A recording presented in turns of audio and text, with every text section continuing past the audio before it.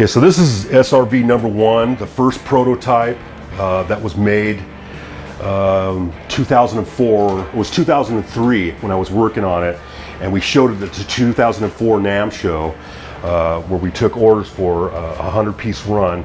And this is the very first one we did. I finished it up just in time for NAMM. It almost killed me, and it went to the show where we showed it. This is the very first prototype strap that came along with it. You can tell it's kind of a padded one.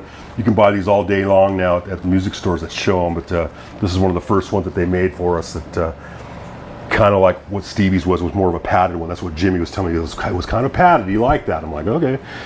The only thing that it didn't include in this one was the original Levy's red gig bag that came with, because simply they didn't have it made at the time. And for the first proto, this is the way it was. And this is the guitar here. A lot of memories with this one, man. It was a lot of heartache to build this guitar.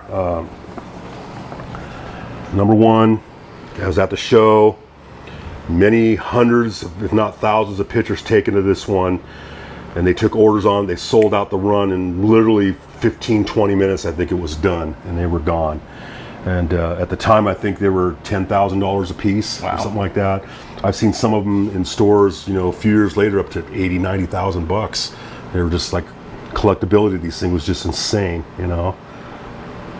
So it's got a lot of memories, a lot of heartaches. I did change the way that I did certain things to get it to the way it looks now that we sold it, but this is the very first one I did all by hand. It was a lot. You can see that dished out, you know, Stevie, you know, and I watched a lot of videos of him playing. He was really digging into that wood, man. That's what kind of did that, you know.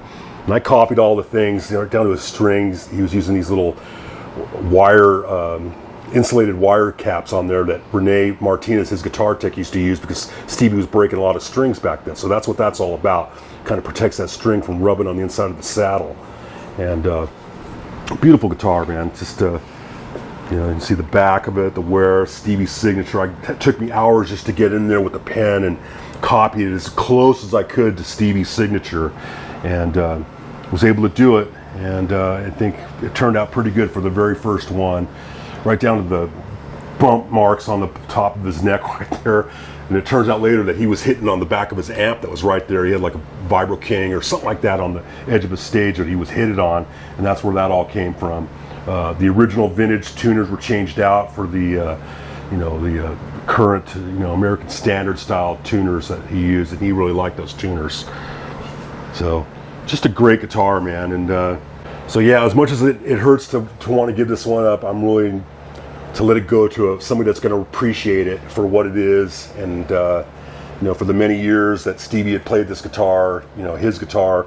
And it was an honor for me to be a part, because he's one of my idols, and to be a part of somebody like that, to make a guitar, even though he wasn't here to see it.